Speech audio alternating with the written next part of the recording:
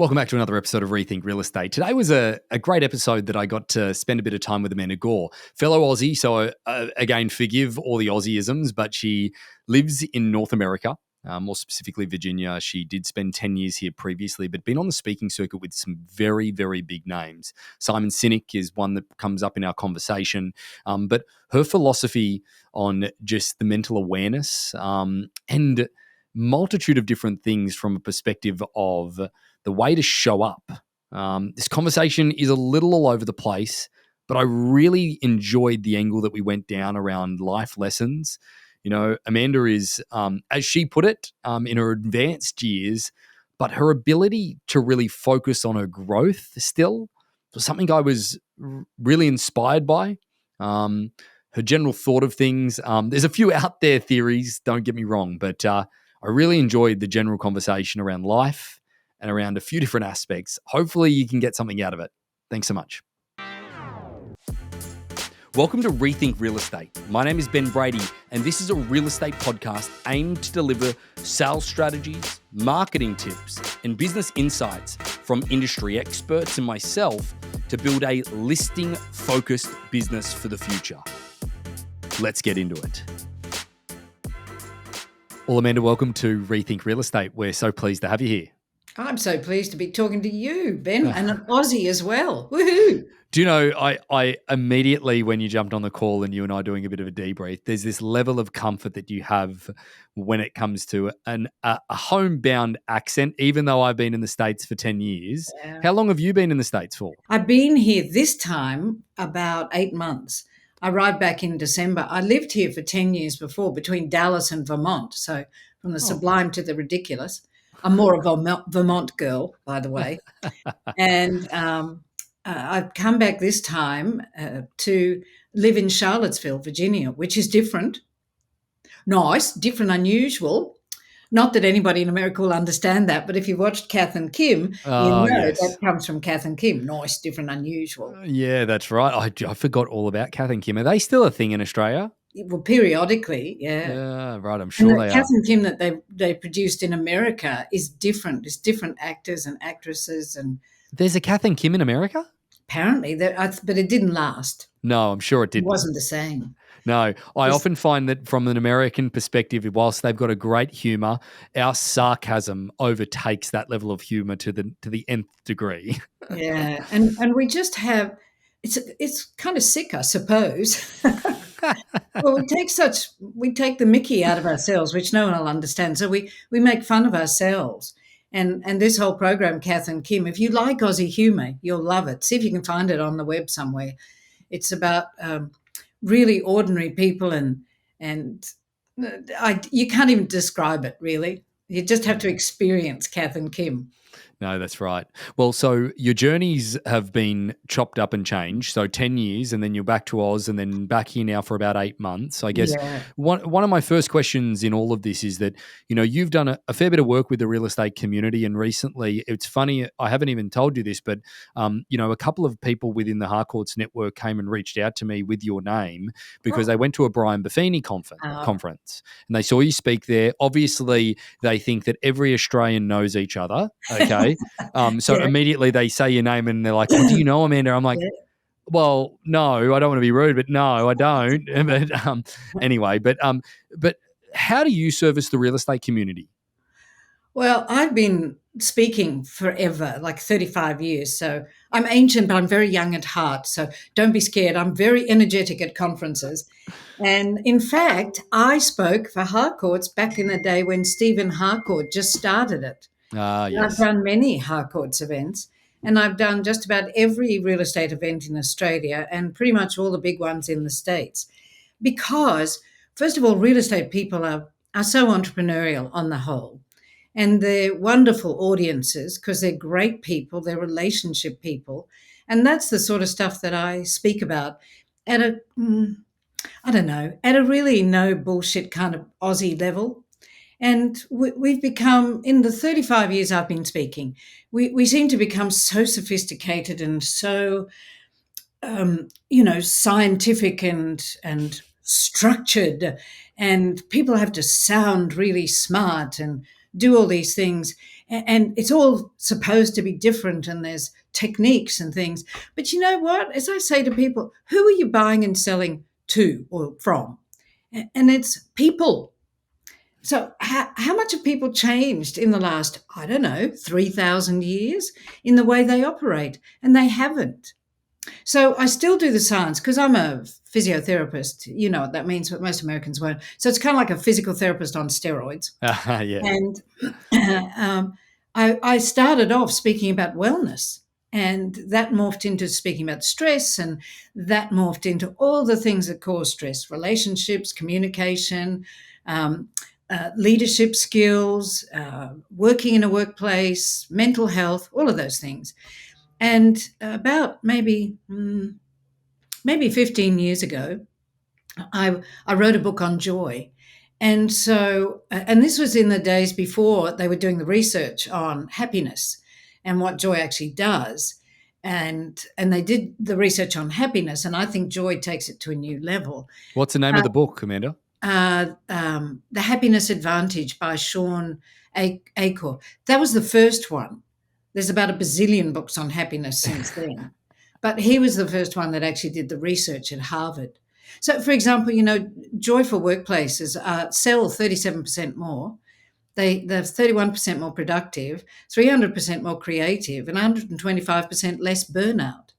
So it's really quite a scientific thing. But having said we've become so sophisticated and technical, I still blend a lot of sciences like neuroscience, epigenetics, emotional intelligence, and quantum physics, because I've studied quantum physics, since I was at uni. Right. When it was a what? What's that? I'm so old. That's when it was, what's that? And, it really matters with us today. Because I've studied forever with another guy. You should have speak sometime, Michael Grinder. He's the world's leading authority, I believe, on nonverbal communication. All right. And so I reckon it's a great thing for real estate agents to do, because Michael teaches you all the different levels that go on below the verbal stuff. Got it. And it isn't just body language. It's voice tones, vocal variety, micromuscle, microcolor changes in our faces, our breathing. And the quantum physics part of it is it's the vibe the person gives off. There's another Aussieism, the vibe. Yeah, it is. Out of the Castle. If you haven't seen The Castle, watch The Castle too. I actually showed a couple of Americans The Castle, a couple of my buddies. We watched The Castle. They didn't get it at all. Oh, no, really? Tell him he's dreaming. He's dreaming. Yeah. This is a film, folks, who are listening. We're not just idiots. That had so many phrases that permeated the Australian culture because it was such a phenomenal movie that we loved. And most Americans do look at it and go, huh? Yeah. Just like they look at Kath and Kim probably if they get a chance to look that up. But it's worth it. It's worth it. But man, this is the thing that sort of dazzles me about when I was doing some research about you, is the depth, in essence, of the research that you've done and the things that you understand from all of the things that you've mentioned, that you've studied about the human behavior of things. Does it become the thing that I look at? It becomes overwhelming to me. Like at the end of the day, I'm just somebody in real estate that sells homes that, eventually got into the franchise and the auction space and all of that type of stuff. It's a very uncomplicated industry from that perspective if you understand that we deal with people. I guess that if you could give, understanding the real estate audience, if you could give 5 basic tips that for people just to baseline improve from communication or their stress levels or whatever it may be, what would those 5 tips be? Oh, you should have warned me you're going to ask me this, because I'll forget as I go along. So you better keep the numbers going. I gotcha. I teach, because I'm not the average American speaker. I don't have a speech. In Australia, the audiences are too small, so you've got to be flexible. Yep. So I have hundreds of chunks of information that I mix and match depending on the group. And I prepare, but I'm still not fixed when I get on the stage. Often I don't know what's going to come out of my mouth because I'm actually interacting with the group at a field level, as well as it's a conversation. That's how I see speaking. Yeah. And that ties in to the first thing that I'm going to say, because I teach almost everyone, this is almost consistent in every presentation. The single most important thing in life is how you feel about yourself. Ah. And if I didn't get through any of the other 4 tips, this is the most significant one.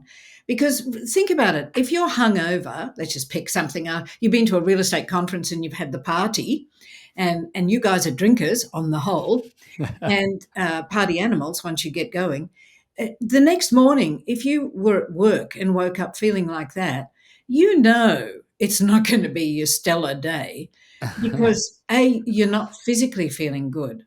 So that's just kind of a metaphor for if you're riddled with doubt, as you often are when you begin, that how you feel about yourself, which is based on the 3 core fears that are embedded in most of us by the time we're 7.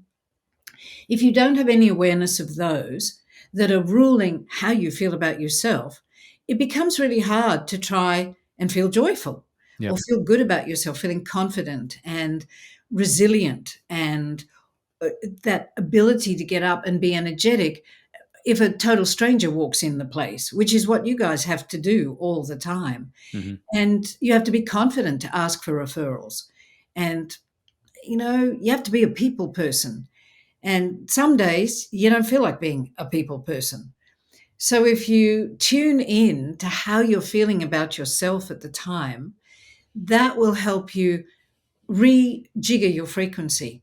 But let me give you a bit of background on that too, because I'm 69, so I'm fairly advanced, but I only feel 45, and chronologically I'm 45. I've had There you go.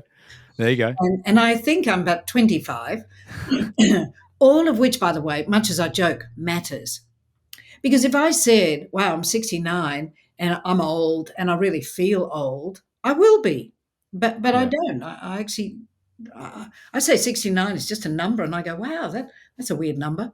It's funny And that you see those people though, Amanda. Like it's funny, like the people that are like they get up off the chair and like my dad is like this, is like he'll go, oh, my knee, and I'm like, Dad, you're 58. yeah, Like I know 58-year-olds that are running marathons and all of that type of stuff. It is that yeah, mental set. So you're saying in all of this type of thing is that the way that you feel, it obviously permeates across in everything that we do everything. from the start. Some people are going to hear that and go, well, duh, no brainer.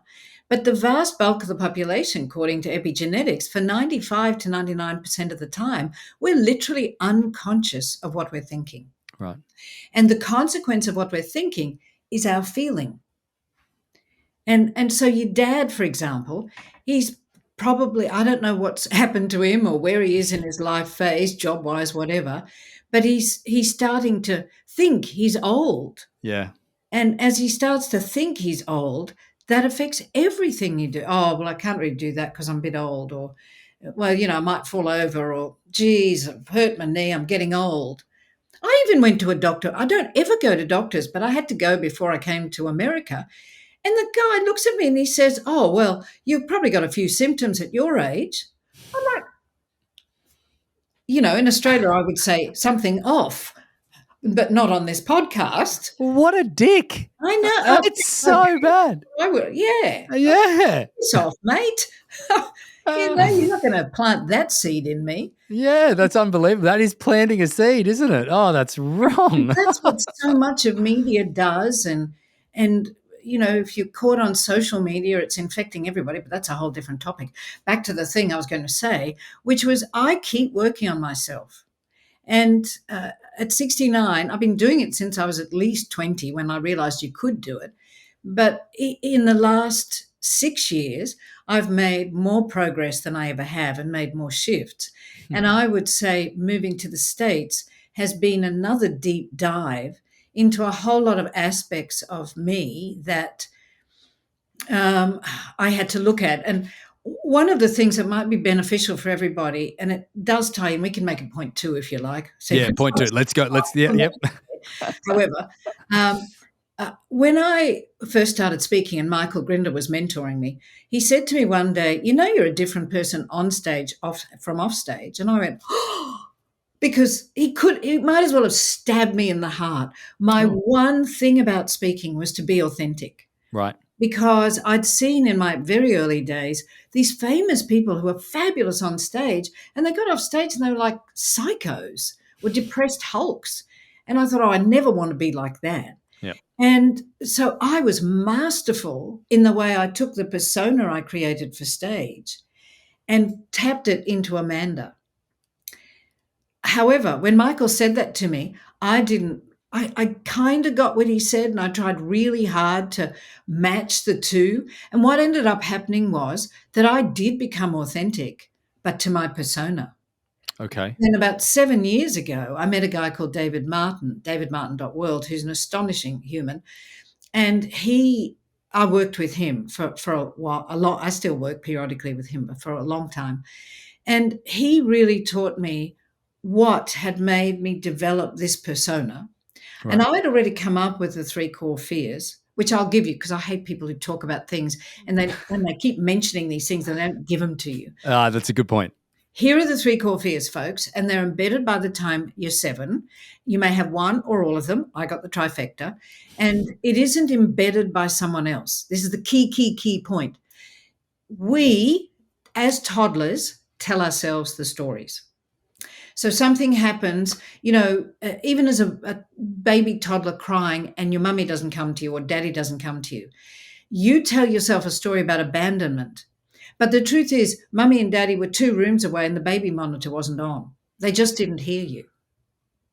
But we've told ourselves a story in such a state that we've been abandoned, that becomes one of the core fears. So the 3 core fears, the first is a double whammy. It's I'm not worth loving or I'm not good enough. I got both of those really, but I took it to the next level, of course. I told myself I was worthless. The second core fear is that I'm unsafe in some way, which is really common if you had an alcoholic parent, which I did, or a mentally unwell parent, much more common these days. And then the third one is a fear of separation, which is a big, big one. And I used to say to people, it's a fear of not belonging, not fitting in, and abandonment. But really, it's the separating yourself from who you really are. So many of us have that, what do you call that thing that I'm actually talking about? The fake persona, the fake. Well, okay. What Now do this you is a call quiz that? for me. There's a real name for it that's on the tip of my tongue. Somebody's on the other end of the podcast here screaming it out. I don't know. They probably are. Yeah. Because imposter syndrome. That's it. There we go. Okay. Imposter syndrome. Everybody, and there's got to be an element that everybody is so familiar with that in the real estate industry. Like I know people that do several millions of dollars of transactions in commissional dollars that you could honestly go to them and say, you're the greatest real estate agent ever, and they wouldn't believe you. And you think it's them being humble, but they just wouldn't. So many people, it's not. And so if there's no other takeaway you take away, take this away. Ralph Waldo Emerson said, who you are shouts so loudly, I can't hear what you say. And I talk about this bit we probably don't have time to do, but I talk about nonverbal communication and how whatever it is that you're thinking inside your head, so those core fears, is shining out of you. Right. So it doesn't matter what comes out of your mouth. Right. What will emanate out of you is what you're telling yourself. So if your least favorite client walks in and you've been ripping your hair out at night, horrified that you have to see them again today, they walk in the door. Now you're thinking to yourself, no, die now, as they walk in. You're not saying it out loud, you're thinking it, but your mouth goes, hi, great to see you. They don't like you. They will know. Haven't you ever been to a party and you meet someone, you walk away, you go, I don't know, they seemed really nice, but something didn't quite click? That's because the non-verbals didn't match the verbals. It's congruence. Yeah. Okay. And so when you're actually living in imposter syndrome, it transforms everything. So it's in a really long way to say that as I did the work on myself and as I am becoming truly authentic to myself by knowing better who I really am, then it shows on stage. Because what's emanating out of me, and honestly, it's transformed what I do in the audiences. I've always been blessed to have a great response from the audience, but it's kind of like through the roof now. And we're touching on much deeper things, and people are writing to me more often saying that they've remembered the stuff and they're implementing it and they're Oh, well, doing it. obviously, it's working for you, considering the fact that a fair few of the people that were at the conference reached out to me about yourself. But we're at number 2 of 5. I get Okay. that, but I want to take a little bit of a deviation at the moment. And again, I want to be polite in this because, again, to the audience, I know Amanda, you and I could probably talk pretty frankly with each other. Yeah. I don't believe that you're overly advanced in your age. I think you're sort of, at the moment, the 70 is the new 50, Yeah, if you ask 40. me. 40. 40, Yeah, sorry. But 40. I guess that the reality is, the thing that I'm really getting with all of this is that your level of curiosity. You're talking about shifts that you're making at this age when most people be hanging up the gloves. Yeah. Like again, I know that it's based on the thought process that you're telling yourself, and you're ultimately drinking your own Kool-Aid with what you're telling people. I get that, Yeah. but how does that level of curiosity, and how do you drive yourself forward to be still so open to change and so open to improvement? Is there a secret? I'd What's going on? love to say that it's my wisdom and my just general curiosity and I love adventure. No, no, it's falling into the shit of things, really. Yep. And, I didn't particularly want to come back to America, Okay. but I had this.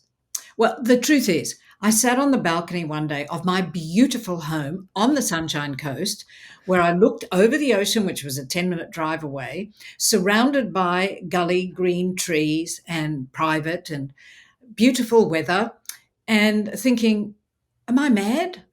And I sat there and I just went, am I meant to go? Like, what am I supposed to do? Right. And I heard, people are now going to think I'm a space cadet, but I'm being authentic.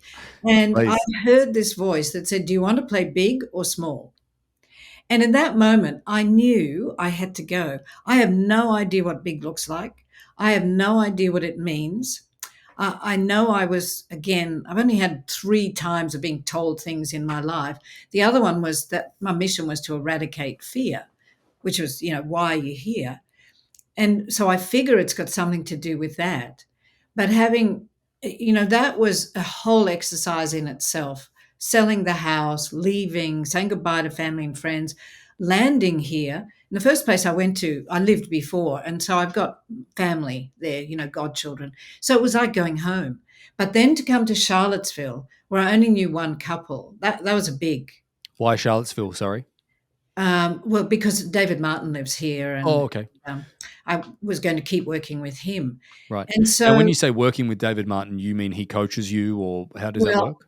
still working on myself, but also potentially doing some work with him as he educates and has brought in an amazing new technology that basically turns tar sands into running oil, Oh, all with very, very pure um, um, side effects. That okay. it ends up with pure silica, pure oil, and pure sand. Oh, well, Right. that's silica. Pure something else. Anyway, it's fabulous, and it's going to change the world, I think. So, I many of the things for me with the growth have been kind of forced, but really more often it's a challenge or a difficulty in my life or a pattern that I'm trying to break, a pattern I've seen. For example, I've been married twice and I got divorced about 5 years ago. And my ex husband and I are best friends. Seriously, he's my best friend. And we have a great relationship now. And it didn't take much to have a great relationship. He's a wonderful human. But the struggles that I went through in the marriage, I was always looking at myself first, Right. because if you blame and make excuses and say, well, it's someone else's fault, that they're a mirror for Yep. you. Yep. And so I've always tried to say, what is it in me that's making me feel this way? And a corollary to that is that, so I don't beat myself up, and I'm not overly humble, I don't think. Sometimes it's not my issue, and sometimes I have to acknowledge that, but it's not my go-to position. Right. A Okay. lot of So people, their go-to. you inwardly reflect before Yeah, you outwardly look at the other situation, which yeah. like in some cases that's a great trait, but in other cases that you have to have the mental tenacity to be able to pull yourself out of that in moments where it isn't your fault. And to identify it. Because again, the pattern I had was I would take all the responsibility. All I was responsible for everyone. And that's why I split up twice, because Right. I changed that into not only was I responsible for everyone, but I could fix everyone. That's not a good quality in a partner in a marriage. Yeah, you become the Very fixer. Yeah. irritating one. And I Yeah. did it everywhere. But did I know I did it? No. Till people told me repeatedly. And even after they told me and I was aware of it, I kept doing it. So I got to the point where I'd catch myself doing it. And Yep. it wasn't until I dived really deep that I found the source of it. And so Yep. now I do it, but much less often. Right. And I catch myself. So that could be point 3, it was a good question because Well, just before we get to point 3, I want to go back and I want to ask you something about what you've said. Is that you heard a voice and or you had something in your well, mind where it said, schizophrenic. no, yeah, great, excellent. But small. Do you want to go small or big? Do you, from your perspective, having a couple of those moments or anything along those lines, like I've never heard that voice. I'm not a spiritual person whatsoever, but if I reflect on certain things that I've done or certain things that have happened, I could probably say that there's an element of that somewhere along the line where I probably heard a voice or I sort of let go a little bit and I let it happen, or it happened Yep. really easily, and they're the good things that really did ultimately happen. Do you have to be open? Do you have to be looking for that? Like when it comes to like you sitting there on your balcony in your beautiful property in the Sunshine Coast, whereabouts, by the way? Budrum. Budrum, okay, love Budrum. I'm partial to Noosa, but that's because I'm a little bit bougie. Yeah, Okay, that's right. yeah, Budrum's way bougie. better. Yeah, okay. And then, but ultimately, like, do you have to have a certain amount of accomplishment? Do you need to be looking for something? What is your thought process if someone's out there thinking to themselves at the moment, listening to this, hey, I'm looking for something, I need to be told what to do next, or I don't know, whatever premonition that they need, do they have to be open to that moment? Yeah, again, that's a great question. And what David teaches, and I have worked on myself, he says instead of forcing and pushing things, allow, so it's being open, an impulse to come Uh-huh. and recognize an impulse. So, Ben, what you've done with the business, you would say probably in normal lingo that that's language for Americans, sorry, that an opportunity was just there and you took it, Yeah. or you just decided to dive off the cliff. The truth is you probably had some impulse that came through you from your source connection, if you like. I'm not overly spiritual either, and No, certainly but I see what you're saying though, because like if I think about my transition to the US, I was 23, 24 years of age. I don't remember Calista and I making the decision to go. I remember asking her if she wanted to come with me, because we were only together a year at the time, wow. and she said, yeah, why not?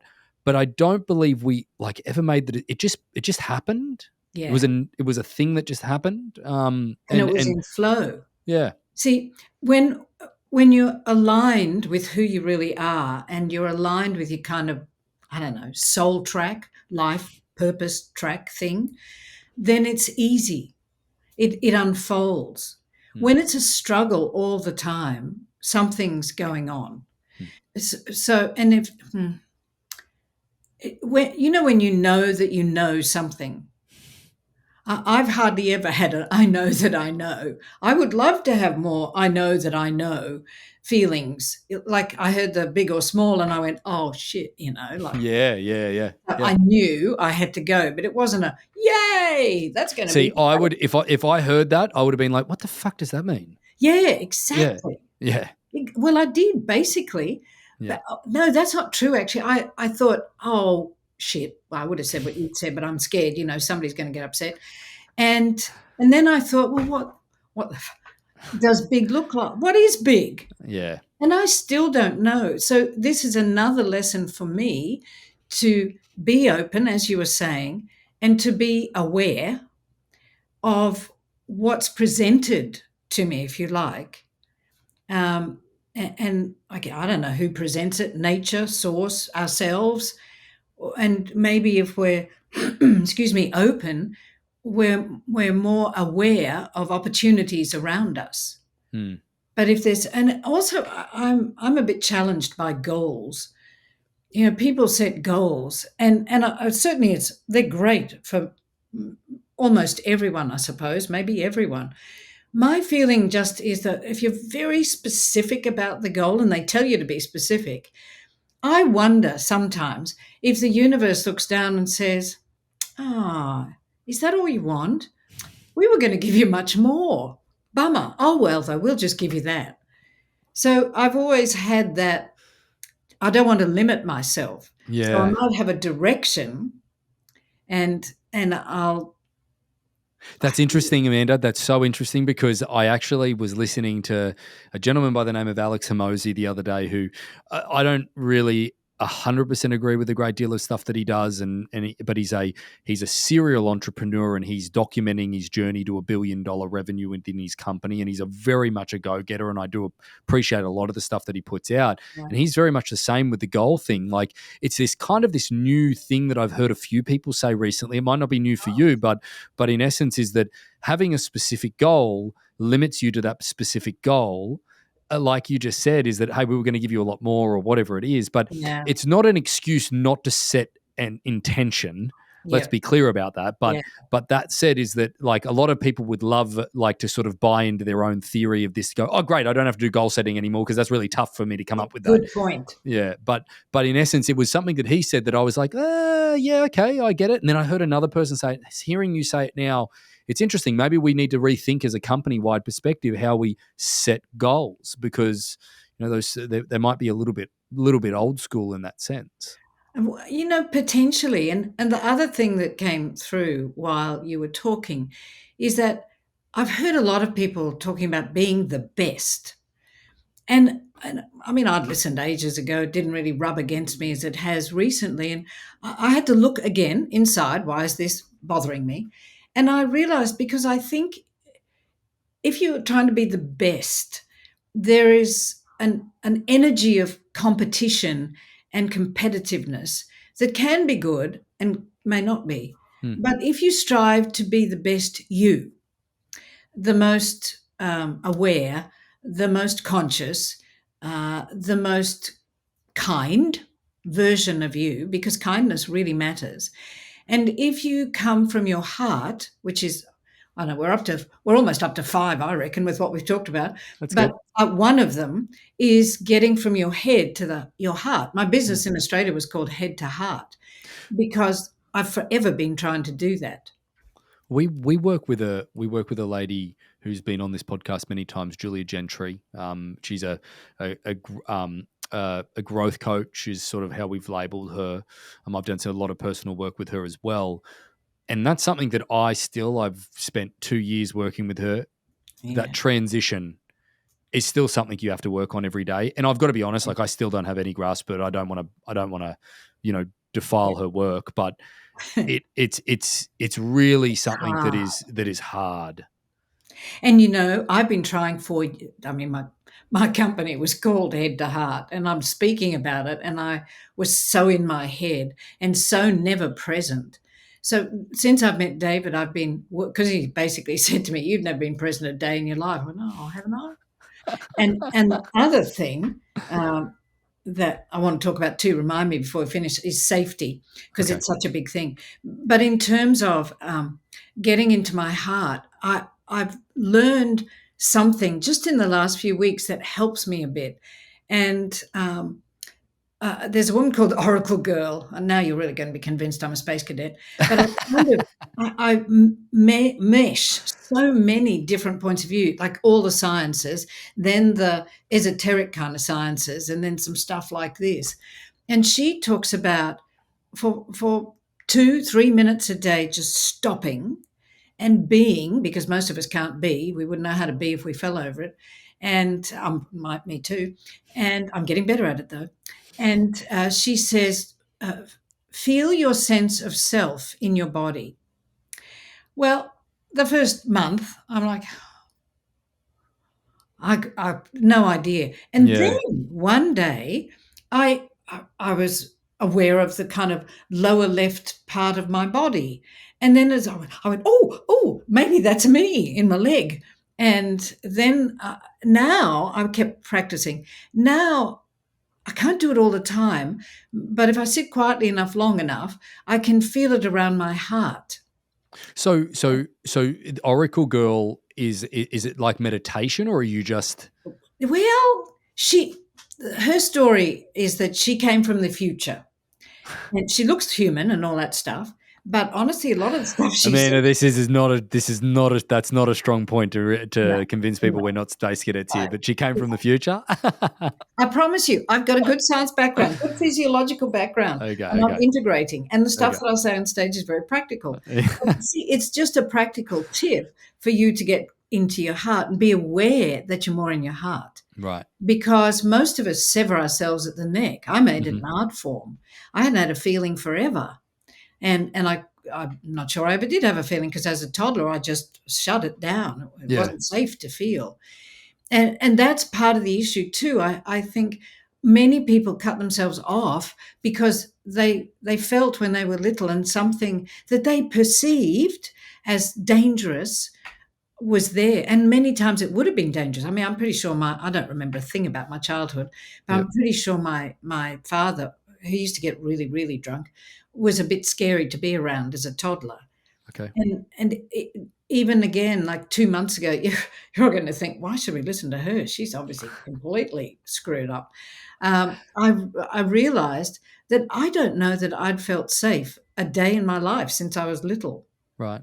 And I've been working on that too, because, How do you work on that? Sorry, I don't. I just want to be specific. How do you well, work on safety? because I think most of us, when we don't feel safe, when fear is ruling us, we can't be present. Hmm. We're not in our hearts because the heart doesn't have fear. It's the head going, no, don't go there. Oh my God, you'll feel something. Yeah. No, stay away from that. Somebody's going to hurt you. So it's all the stories we're telling ourselves that make ourselves feel unsafe. And when you can breathe and look at what's causing the fear. It's a bit like if you're terrified of the dark, which I was as a kid, which will tell you probably something. As soon as the light went on, I was okay. Hmm. So if we can identify the fears that are driving the stories we tell ourselves Hmm. and shine a light on them, when you notice a particular anxiety, then you can go, oh, wait, they don't just spring out of nowhere. They come because we're telling ourselves a story. So if we can stop and observe the story we're telling ourselves, then be the grown up and go, well, wait, he's not here anymore, or you are safe. Nobody's going to stab you or punch you. And if you're in a situation where they're going to stab you or punch you, you should be scared and you should run. That's not a good time to question the fear. They're smart. That's good advice. Yes. Yeah. But the rest of the time, it's really us that's making ourselves scared. Hmm. So if we stayed in our hearts, the heart and there's a place called the Institute of Heart Math. Now I can restore my credibility. Heart Math is very scientifically based, bunch of Uh-huh. engineers, and all they do is research on the effect of the heart. And the body is a giant, and this ties into real estate too. The body is a giant bioelectric current, and every organ generates its own electric current. Mm-hmm. And if you remember from school, every electric current generates a magnetic field around it. So the heart generates a magnetic field that goes 6 feet out from our bodies. And anybody in that 6-foot sphere is connected to your heart, and we're connected to theirs. Why do you think COVID made us stay 6 feet apart? Hmm. There you go. So we could disconnect at a really deep level. So whatever's in your heart influences the brain waves of the person in the field. And they've shown that someone with an angry heart, which is the number one predictor of heart attack, by the way, if you've got an angry, hostile heart, then someone with an angry heart actually screws with the brain waves of anybody in that sphere. So an angry heart could be defined as, spiteful or aggressive or things Yeah, along or you're those pissed lines. off with something. Yeah. You know, There you go. anything that makes you angry and you're spewing because, which Americans probably won't know what that means. But yes, you're spewing because somebody's done something and you're furious and Yeah. You stomping spew. around. I haven't heard. Do you know how that took me? God, that took me a second to actually realize what you were saying there. Spewing, I thought like throwing up, but then I'm like, no, spewing. That's an Aussieism for being angry. Yeah. I haven't heard it, and so he's spewing. Yeah. This is a cultural lesson for people listening. Speaking of cultural lessons, I know we are all over the place, but Amanda, I think I'm going to embrace that and just lean into it because I really am enjoying going through some of this stuff because I think that it's funny. I'm speaking to an Aussie about some of the more, mentally conscious things that we need, or awareness side of things that we need to be, and a little bit of, spirituality out there as well, or, the greater universe stuff. And I've got to be honest, and maybe it's just my circle of people that I grew up with, or maybe it's just whatever, but I feel like that if we were talking about this when I was growing up in Australia, what do you talk about? Have a cup of concrete and get on with it, mate, blah, blah, blah, blah, blah. Like, it is just something that is, maybe it's different now. I haven't been and I haven't lived in Australia for 10 years. I've got still a great connection there. But that said is that I just feel like North America is so much more open to this style of thinking. I don't know whether or not that's me just wanting to believe that the place that I am is better than the place I was. But in essence is that I've felt so much more comfortable talking about these things in a greater landscape out here in the real estate community back in Australia. It's like, no, Ben, tell us how to do a script. Tell us how to do a deal. Tell me skill set. I'm not interested in this other mindset bullshit. Okay. And whereas here I feel that people will resonate and they embrace a little bit more this side. What are your feelings being in this it's a space? numbers game. Okay. Because I talk about this stuff at home too. Right. And to plenty of real estate groups in the last 10 years. I actually am beginning to think people are ready to embrace the whole of what they are, because humans aren't just flesh and blood. We're emotional, spiritual, mental, and physical beings. And if you ignore one aspect, then nothing. Was like back when I started talking about wellness, people would look at me and go, well, what's that? Sounds like a wank. Yeah. Now wellness is everywhere, including at home. So I think it's almost more of a numbers game. And you're in California too, aren't you, Ben? Correct. Well, they're kind of more open to it there too.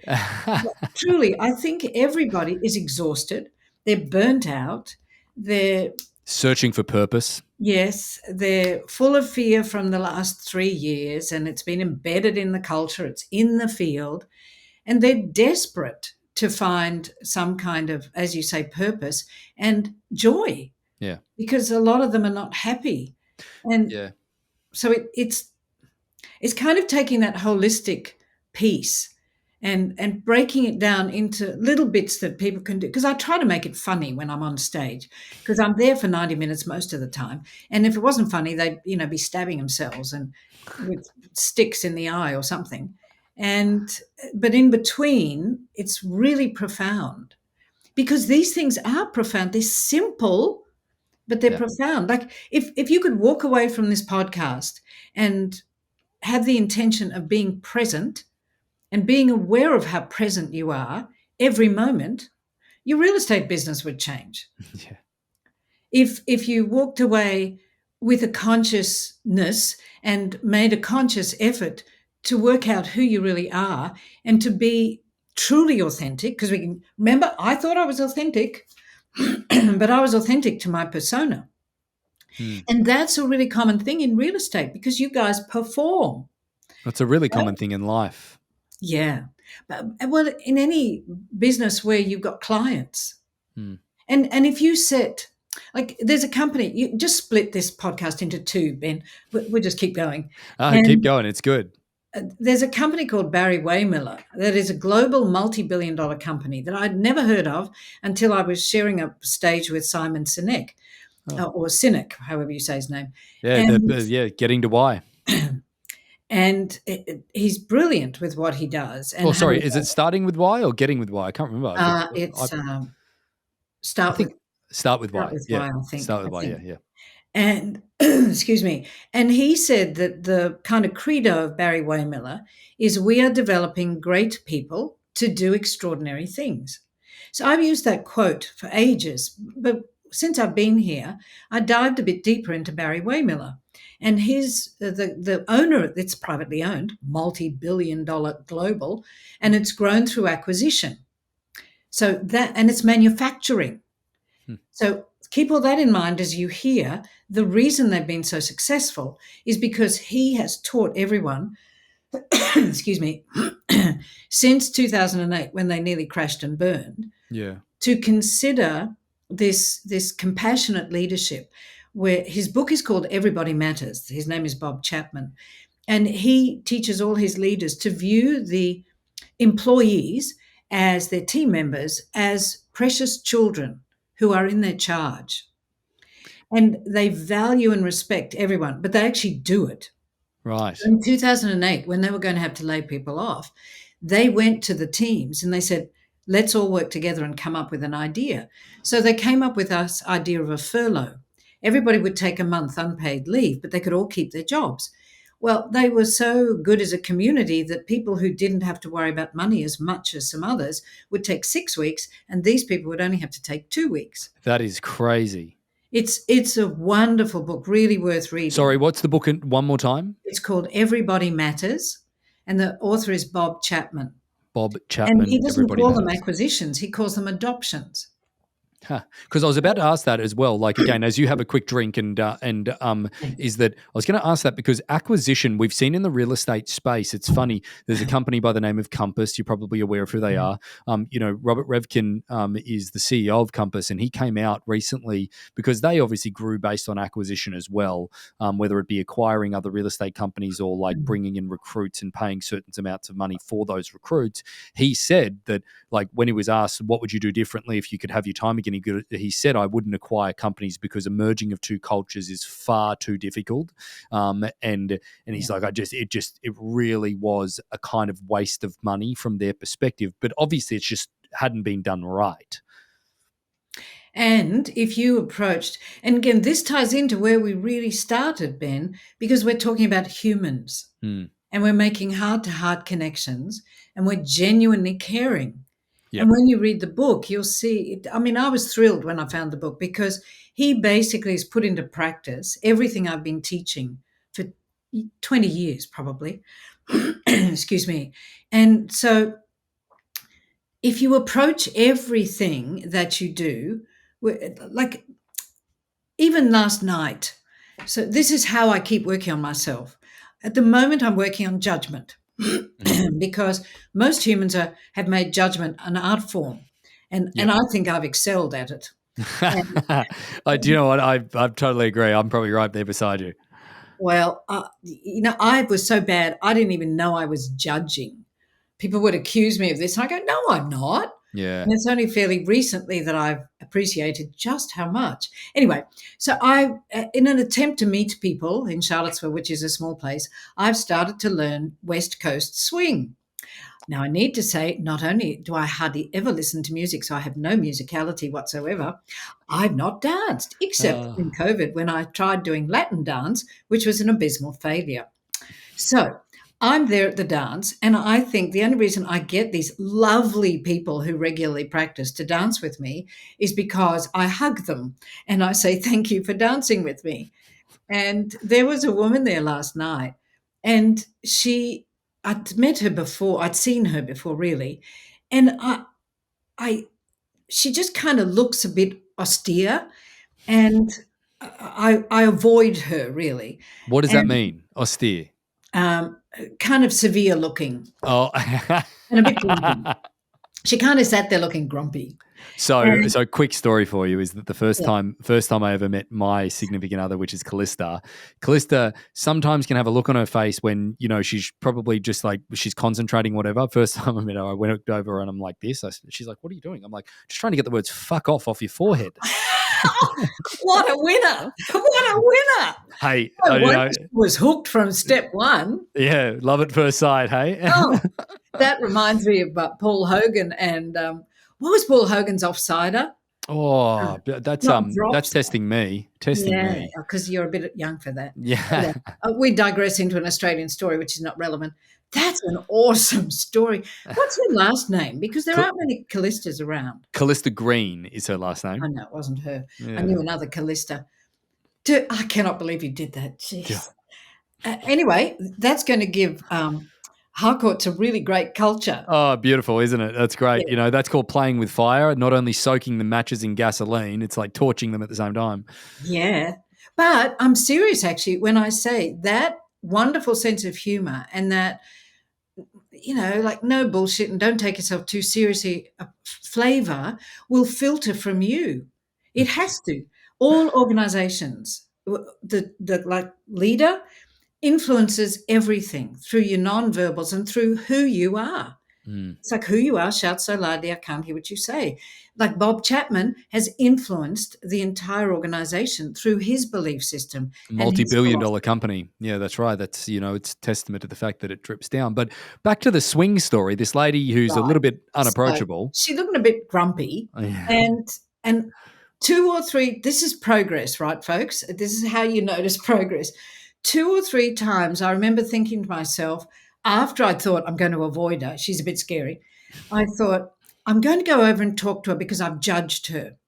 And three times as I was going over, someone said, "Would you like to dance?" So I feel better about myself because I thought I've actually had the consciousness to say, "Oh no, I've judged her. I'll go and talk to her. She's probably a lovely person, just had a bad day." Now I'd seen her three times and she always looked that grumpy. But anyway, I was trying to be, non-judgmental and I got distracted, but I didn't actually do it. And so there's an opportunity of a life event of no significance really, but it would have had significance for me if I'd actually gone and made the effort to speak to her. And it might have changed her night or not. She might have told me to fuck off as well. But at least I would have tried to not judge and be kind. And those are the little things that we really don't talk about that much in life until something happens. But those are the things that in every aspect of life, and in particular in real estate, where you live and die by your relationships, it matters. Mm. And like I was talking about the non-verbals before, if you judge somebody that walks in, it's a bit like Pretty Woman, where she goes to whatever that expensive street is in Beverly Hills, Mm. and she looks like a prostitute, and she goes into the stores and they won't talk to her and they won't serve her. And yet she comes back with Richard Gere, Yep. whatever his name is, and spends a fortune. And remember that scene where she walks out with 1,000,000 shopping bags and goes, big mistake. Big. Yeah. We make mistakes all the time as we judge. And what's more, that continual judgment blocks our capacity. It comes from fear and it blocks our capacity for joy. How do you catch yourself in it more? Oh, wow, this is like Asking for a friend, by the way. yeah, of course. And I'm telling a friend story. Like this morning, my friend, Yeah. I wrote on a pink note. I got it here, like a pink note. I stuck it on my fridge. It's a sticky note that's sticky all the way across. And I wrote down no judgment, no fear, compassion. So that every time I open the fridge, because I've set an intention to become less judgmental. Okay. And I was listening again to another, kind of Oracle girl type person this morning that was making so many like ding, ding, ding points with me. When you hear things, this is what happens in all the audiences. And when we speak to each other, you hear something, and it isn't that you learn something new, it's that it resonates and reminds you of what you already know. Yeah. Okay. And you begin to remember who you really are. And it's interesting because that remembering is starting to come into my presentations more, where I'm encouraging people to even have the concept of remember who you really are. You're astonishing. Humans are astonishing beings, but we've coated it in these fears. So the judgment only comes from fear. And truly, I was a bit scared if I went to the woman that she didn't, I don't know, she didn't like me because I tried to talk to her a couple of times before and she was a bit short. So I knew it was from fear. Mm. And I didn't want to, because, supposedly my job's eradicate fear. And I don't know if it's just in me or in the planet, or I'm meant to wear an armor and go out there and battle fear. I'm not quite sure yet, but I suspect that's got something to do with big. And I, I want to address those fears. So every time I have a judgment, I'm going to ask myself to see what I'm scared of and then find compassion. Find And compassion. yeah, because it's be present. Oh, I must write that down on my little sticky bit, because the in between step is if you become present.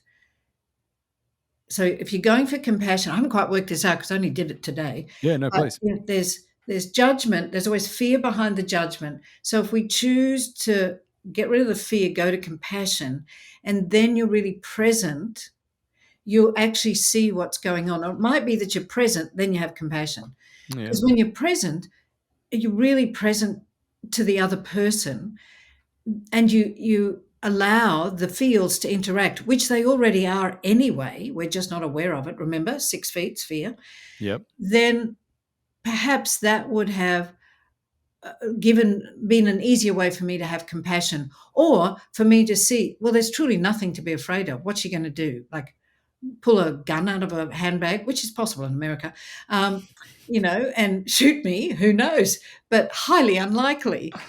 That's good. Well, hey, I know that we've sort of gone a few all over the places today, which I've really enjoyed. We didn't get to our end five, but there's probably 50 Yeah. that we got to. Well, But there's at least five. yeah, there's at least five for sure. But I think that the part of this that we have mentioned a few times, and to sort of round out the episode, we've mentioned a few people and a few things that you're using. That if people want to dive deeper into the learning that you're going through. Mm. So first of all, the people that you see as resources around you, who are they, and do they have books? Do they have resources? I know we've mentioned one book from Bob. What was the name of that Chapman. again? Sorry, Bob. Yep, Everybody Matters. Everybody Matters. Bob Chapman. Oh, Yep, there is one, in case I forget it. Let me interrupt. Sorry. please. There's a book called The People Pill by Okay. a guy called Ken Wright, Wright, who, in fact, full disclaimer, is my ex. Oh, But he was one of the best leaders I've ever come across. And I made him write that book because I didn't see anybody who did what he did. So between The People Pill and Everybody Matters, I reckon you got all the leadership handling people elements covered. You've got to right. have strategy and, Of course. Yeah. all that Yep. sort of stuff. Yep. But in terms of relationships and people management, which pretty much, let's face it, is a business. Mm-hmm. And that old saying, people don't leave jobs, they leave bosses. Yes. And real estate's tough these days in particular. And Yes. the only thing that's going to keep you successful is your relationships with your team and externally and the community. Yeah. So those two books are really good ones. And I'm sorry I interrupted you. No, it's okay. Any other resources that you can say outside, Um, because we'll get to the stuff that you're doing as well, that I want to make sure that people can obviously get in touch with you as well. But I guess that, what about anything else that you would recommend from the people that you're working with now or have in the past? well, michaelgrinder.com, so like pepper grinder. Uh-huh. Michael teaches teachers how to teach better. So Okay. if you have to do presentations, he does a group wizardry course every June near Okay. Oregon. Oh, And it's just, Michael taught me the difference between process and content. okay. So when you're speaking, presenting, the content has to be appropriate, relevant, up to date. It's the process that's the magic that makes the message stick, Right. that changes, that creates an environment in which people can change. Yeah. So I don't change people's lives. They change their own lives, but I can touch their hearts in that field. Then they make the decision to make the difference. And Very that cool. probably is point 6. The more you touch people's hearts, I did say before, connect heart to heart, you can change people's behavior in a heartbeat if you tell them a story that touches their heart. Sure. That's why stories are so powerful They are so powerful. when you're leading or when you're speaking or presenting. Yeah. And then David Martin wrote a book called, there's an interesting couple of books. One is called Coup de 12, COUPDET 12. And the other is Lizards Eat Butterflies. And it's a book basically that slams self-help. And it's an amazing book. And it takes commitment to read it. It slams self-help. Wow. It might be interesting. Yeah. It's got me. It's got me. It's amazing. I want to know. I want to meet the people who come up with the titles of these books, Yeah. like even from a marketing perspective, because that's interesting. Well, it's worth getting. If I had a spare copy, mine are in transit. I'd send you one, Ben. Um, but The it's worth reading. It'll lizards eat butterflies. butterflies. Okay, all right, and very and cool. it will wobble your world. David is he kind of defines in the marketing that he creates wobbles. So you know when a top is spinning, and it spins, spins, spins, spins, spins, and then it starts to slow down and gets to that wobble point. Uh huh. And if you don't start spinning it again, it goes. Yep. So he's going around the planet trying to put wobbles into all sorts of systems that need to be Shaken fixed, up. Yeah. taken down. And the book will put a wobble into the way you operate, but it's a worthwhile wobble, Awesome. and Okay. it Well, that's great. leads you. At the moment, they're the key ones. What about you, Amanda? How do people get in touch with you and what you're doing and start to understand a little bit more? Obviously, you're speaking at a lot of real estate events. We're hopefully having you together at the Harcourts event as well. Where else can they get in touch with you? Well, they go to my website, amandagore.com, and I wrote a book called Joy is an Inside Job 10 years ago now, and I updated it once. And, Aussies, we don't like promote ourselves terribly well. But I did look at it a while ago thinking, oh, God, it's like so long now, and I suppose it's going to be crap. So I scanned it. I couldn't read it all again. And I thought, wow, this is actually quite good. Oh, Yeah. it hasn't aged really because What's it's the name? What's the name of it again? Because again, we'll have it in the show notes, and we'll have where to contact you in the show thanks. notes. It's Joy is an Inside Job. It's Okay. an interesting story behind it. So um, I've been trying to. I've had no trouble writing books before. I've written several books, but I knew again that was. I think that was the third knowing Oh. thing voice. You should write a book on joy. So I kind of had this. Oh, I'm supposed to write a book on joy. And I was the most joyless person I knew pretty well. I'm speaking on it, but I'm joyless. And I noticed that imposter syndrome Gotcha. and why I needed to change it. And we moved to Vermont. My mum died, and we moved to Vermont. And I was still trying to write the bloody book. And I woke up one morning and I had this, I don't know if it was a dream or a vision or a something, but my mum was there saying, I'm putting together a writing committee and we want you to meditate and we'll download the book. And I'm like, what? Okay. I told Ken, and I'm like, oh, this is bizarre. Oh, well, nothing else has worked, so I might as well try it. So I sat down, I meditated. Bugger me. I went and I wrote 35 pages without it, like just 35. And the book was done in about 5 weeks. And it's a fat book. It's not that fat, but it's kind of like fat, an inch thick and 12 chapters. And so I'm surprised when I look at the book, really. So they're Well, it looking at comes from a good place. Then it's obviously something that obviously is one of those things that is just a flow state that happened. well, certainly flow, and we did. We could do a whole program on that one. Yeah, for sure. So there's my website, and that's the book, and you can sign up for a newsletter that I promise I will become more regular at writing soon.